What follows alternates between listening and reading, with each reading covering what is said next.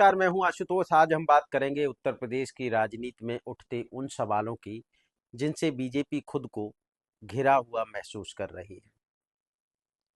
क्या संगठन और सरकार के बीच कोई खाई बन रही है? क्या कार्यकर्ताओं की नाराजगी चुनाव में पार्टी के लिए चुनौती बनेगी? और क्या बीजेपी इन सबको मैनेज कर पाएगी या यह हलचल उसे ले डूबेगी? ये वो सवाल हैं जो बीजेपी के हर कार्यकर्ता के मन में उछाल मार रहे हैं, क्योंकि कार्यकर्ता ही तो होता है जो चुनाव में लगता है। कार्यकर्ता ही तो होता है जो पंचायत चुनाव से लेकर विधायक तक बनाता है, सरकार तक बनाता है। उत्तर प्रदेश में बीजेपी की सरकार और संगठन दोनों एक गाड़ी के दो पहिए कहा जाता है, लेकिन सूत्र बताते हैं कभी ये दोनों पहिए अलग अलग दिशा में खिंचाव कर रहे हैं। संगठन के भीतर यह शिकायत कि सरकार में बैठे मंत्री और विधायक जमीनी कार्यकर्ताओं से दूरी बना रहे हैं।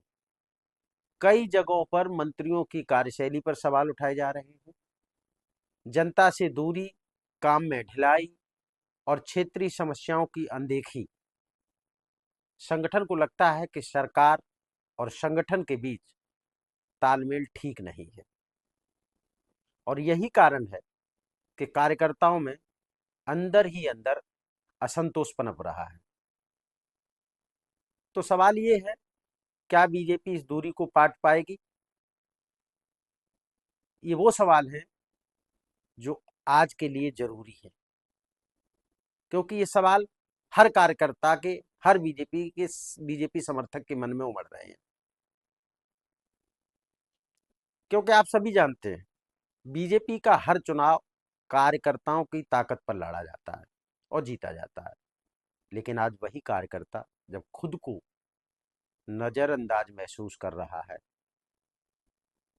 पंचायत चुनाव से लेकर स्थानीय निकाय चुनाव तक कार्यकर्ताओं ने पार्टी के लिए दिन रात मेहनत की, लेकिन सत्ता में उनके लिए दरवाजे बंद रहे। कई पुराने कार्यकर्ता कहते हैं कि सरकार की नजर में केवल चुनावी जीत महत्वपूर्ण है, न कि कार्यकर्ताओं की भावना है। क्या ये सही है? और यदि ये सही है तो 2027 में बीजेपी के लिए आसानी होगी। यही वजह है कि कुछ जगहों पर कार्यकर्ता अब सरकार और संगठन दोनों से दूर होते दिख रहे हैं। तो सवाल ये है, क्या बीजेपी अपने कार्यकर्ताओं का मन फिर से जीत पाएगी? ऐसे तमाम सवाल हैं जिनको लेकर आम कार्यकर्ता के मन में यही भाव है। चूंकि आने वाले समय में 2027 का चुनाव भी है, 2022 में पूर्ण बहुमत से बीजेपी की सरकार बनी।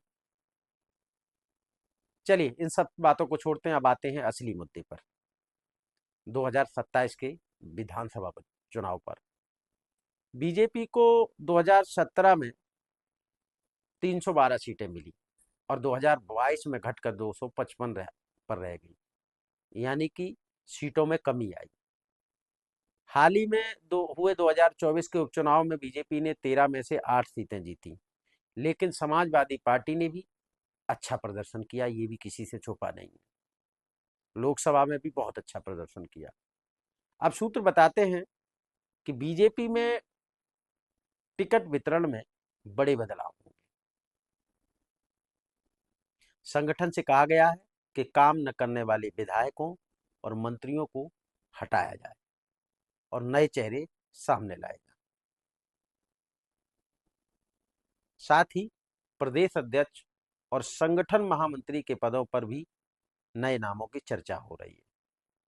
कहा तो यहां तक जा रहा है कि बहुत जल्द संगठन में बदलाव होगा। तो सवाल यह है कि क्या बदलाव से बीजेपी अपनी साख बचा पाएगी? तमाम सवाल हैं जो बीजेपी, संगठन और सरकार के इर्द गिर्द घूम रहे हैं। तमाम जो कार्यकर्ता जिनके अंदर मायूसी है, वो समय का इंतजार कर रहे हैं। अब आपको बताते हैं कि आखिरकार बीजेपी के अंदर खाने की हलचल क्या है। आपको वो सच्चाई बताते हैं जो लोगों को नहीं पता, अंदर की खबर। पार्टी हाईकमान इस समस्या को लेकर बहुत चिंतित है, जो मैंने अभी थोड़ी देर पहले आपको बताया। पीएम मोदी और केंद्रीय नेतृत्व ने साफ कहा है कि जनता में लोकप्रिय और काम करने वाले चेहरों को ही आगे बढ़ाया जाएगा। हो सकता है मेरी इस खबर से लोग नाखुश भी हों, लेकिन बहुत लोगों की मेरी बात समझ में आएगी। संगठन और सरकार के बीच बनी इस दूरी को पाटने के लिए विशेष समितियां बनाई जा सकती हैं, ऐसा हमारे सूत्र बताते हैं।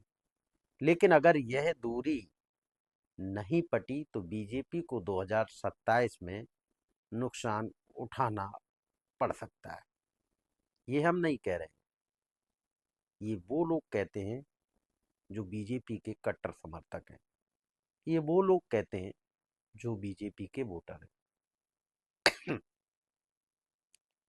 अब हम आते हैं कि आखिरकार इन सब खबरों का महत्व क्या है। तो सवाल बहुत बड़ा है, क्या बीजेपी संगठन और सरकार के बीच की खाई को पाट पाएगी? ये मैंने अभी पीछे भी पूछा था आपसे। क्या कार्यकर्ताओं की नाराजगी को दूर किया जा सकेगा? एक एक कर मैं आपसे पूछ रहा हूं। या फिर से 2027 में पार्टी के लिए मुश्किलें खड़ी करेगा कार्यकर्ता?